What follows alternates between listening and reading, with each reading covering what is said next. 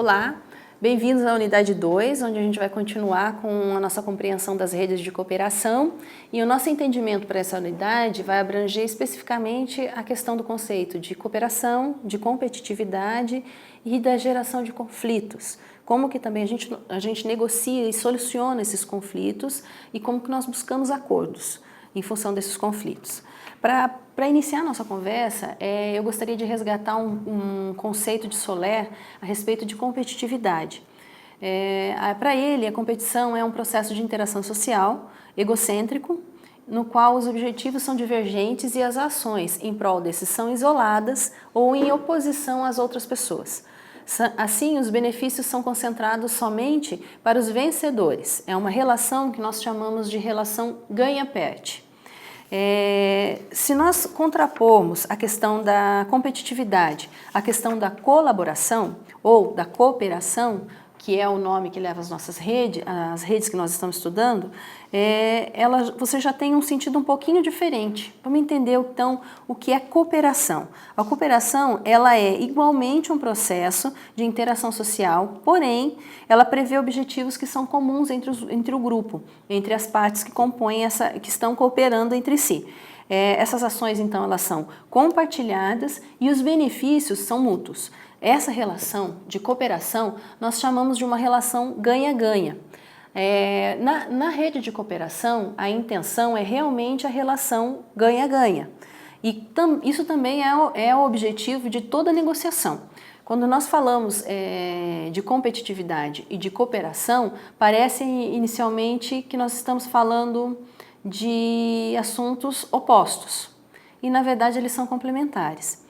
Quando nós pensamos nas redes de cooperação, ela é uma estratégia até inovadora de justamente unir a cooperação para gerar competitividade, mas numa relação que se entende como ganha-ganha, colaborativa. Então, nós podemos fazer a pergunta, então, professora, colaborar para competir? É mais ou menos isso mesmo. Quando nós falamos na formação de uma rede de cooperação, surge a busca, no caso, de reunir forças, de empoderar esses grupos de empresas, de instituições, organizações que se juntaram em rede de uma forma que elas colaborem umas com as outras, numa determinada organização, pautada em instrumentos claros, com objetivos de ganhos mútuos, como a gente já viu, para que elas possam gerar aí no mercado ou num objetivo que é comum, na meta que é comum a elas, competitividade. Elas possam competir com mais força. O que nós vemos muito hoje em dia é que algumas empresas e instituições, elas não ultrapassam 2 anos de vida. A força para o mercado e a força para competir, para concorrência no mercado, às vezes ela é enfraquecida por causa da debilidade dessa empresa, da debilidade com que ela entra no mercado. Quando as empresas se juntam em rede e começam a cooperar entre si, elas otimizam tudo que era deficitário, que era fraco em uma instituição só. E uma fortalece a outra de forma que eles cooperam e formam um bloco onde a competitividade se torna muito mais agressiva no mercado. A cooperação, por isso, ela é organizada em rede para gerar atributos competitivos, que nós falamos.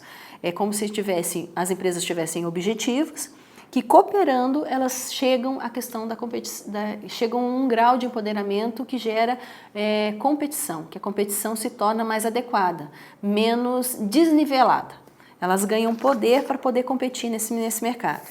Então, nesse processo que é diverso, que é de juntar pessoas diferentes, valores diferentes, atributos diferentes para poder competir, é inevitável que se gerem conflitos, assim.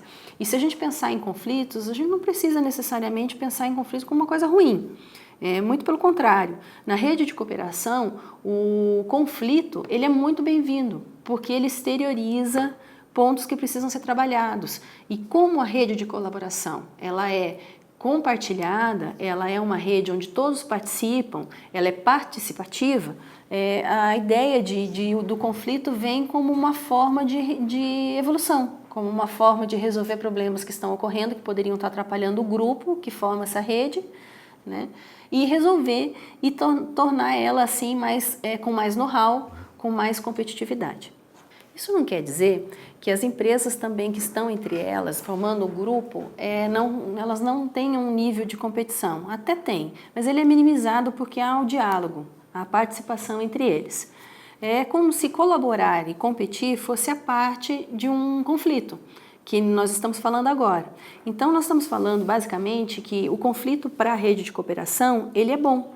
É uma ideia estranha, pode até parecer estranha, mas é possível considerar o conflito um avanço. A partir da resolução de uma dúvida, de uma questão que pode estar atrapalhando essas empresas, que pode que pode gerar oportunidades e até criar novos caminhos que são construtivos para a rede. Nesse caso, as partes ganham. Porque quando o conflito é resolvido num nível, quanto antes esse conflito for resolvido, num nível participativo, se minimizam todas as perdas e há o avanço, a competitividade. Só que a gente sabe que às vezes, como as organizações são feitas de pessoas, isso não é possível, né? As negociações, as conversas não acontecem no nível tão tranquilo quanto parece. Às vezes as divergências são grandes e os interesses também individuais de cada grupo, dentro do grupo, que são dos nós e dos atores, passam a se sobressair de forma egocêntrica, que a gente já viu que não é uma coisa muito salutar para a rede de cooperação. Mas acontece, é bem natural acontecer numa rede de cooperação. O que a gente aconselha é que inicie-se por um processo de negociação, para que as decisões sejam tomadas, ou seja, para a gestão do conflito, para a gestão dos problemas, das dúvidas e das questões que estão pendentes num grupo onde as empresas se unem para colaborar, né, para cooperar em rede, é ideal que se abra um processo de negociação, para que se tenha um processo de tomada de decisão que chegue-se a uma conclusão, a um acordo possível. A negociação é um modo, nós chamamos de negociação, um modo mais simples, primário, das empresas se organizarem, se juntarem para resolver esses conflitos. Normalmente elas sentam, conversam, estabelecem acordos e as partes, cada um arca com a sua parte nesse acordo. Porém, instituições diversas em prol de um mesmo conflito, às vezes não são resolutivas com uma simples negociação. Esses conflitos às vezes são mais complexos e necessitam de outro tipo de negociação. Ou o que nós vamos ver agora é a interferência de um mediador, de uma terceira figura nesse processo. Quando a gente fala de uma relação ganha-ganha e que a gente tem que buscar efetivamente essa relação ganha-ganha na negociação do conflito, a ideia é que a negociação seja feita entre partes, que não tenha inicialmente não tenha um terceiro envolvido e que os opositores, que são as partes que estão divergindo na questão do conflito, se reúnam de uma maneira salutar e que assumam compromissos que podem ser acordados até assinados num documento que seja melhor. E aí depende muito do estilo de negociação de cada um dos negociadores, né? Cada negociador tem um estilo diferente. Conhecer esses estilos de negociação ajudam no entendimento do outro. Porque quando a gente fala de uma relação ganha-ganha, a gente está falando em colaborar, né? Em entender também a outra parte para que você possa ceder, enquanto o outro também vai ser forçado a ceder para que se chegue a um acordo. Agora, quando um conflito ele assume uma dimensão um pouco mais complexa, nós necessitamos efetivamente, como eu já disse, de uma terceira pessoa envolvida. Nesse caso, ainda num processo inicial de complexidade, no nível inicial de complexidade, nós iniciamos com a mediação. A mediação é uma forma de resolução de conflitos, de negociação, um pouco mais complexa, que envolve um mediador que ouve as partes, que pondera os pontos e que busca uma solução, um acordo possível entre essas duas partes que estão divergindo de uma maneira um pouco mais complexa. O mediador ele ouve isoladamente as partes e depois pode ouvir também de forma conjunta, propondo soluções de acordo ou possibilidades de acordo. É importante que o mediador seja uma pessoa neutra, que esse mediador ele não seja de conhecimento ou da rede de relacionamentos de nenhuma das partes envolvidas no processo, que seja uma pessoa de fora e que, se possível, tenha um certo entendimento a respeito do conflito em si, ou dos aspectos ligados a esse conflito, que podem ser judiciais, por exemplo, que tenham um domínio a respeito disso. O objetivo dessa mediação, que é quando envolve a terceira pessoa na figura do mediador, é chegar a um acordo possível para as duas partes, que as duas partes concordem que tem essa relação ganha-ganha. A duração é variável, depende muito do conflito, depende muito das partes envolvidas no processo de negociação. Na verdade, assim, o mediador ele não resolve um problema. O conflito ele não é resolvido, mas é acordado. As partes elas sentem ganhos que são mútuos e acordam em si, em cima de um documento que é assinado e assumem compromissos e objetivos que cada parte assume ações para que esse acordo aconteça. Essa é a mediação. Agora, quando os conflitos eles atingem escalas maiores, que necessitam de decisões um pouco mais complexas, além do mediador, que necessitam de uma pessoa com conhecimento de decisões capazes de decidir juridicamente, nós podemos solicitar a terceira pessoa numa figura de negociação que nós chamamos de arbitragem ou inquisição, que são formas de fazer a gestão do conflito e objetivando o acordo de forma mais detalhada, seguindo preceitos de lei, organizada. Nesse caso, os compromissos também assumem os compromissos entre as partes assumidos nessa relação, nesse acordo possível, assumem também peso jurídico, que pode ser de várias formas, vai depender do árbitro ou do inquisitor no caso dessas duas negociações. Bom, de uma forma geral, entender a questão dos conflitos e a questão da negociação é entender o papel do empreendedor coletivo.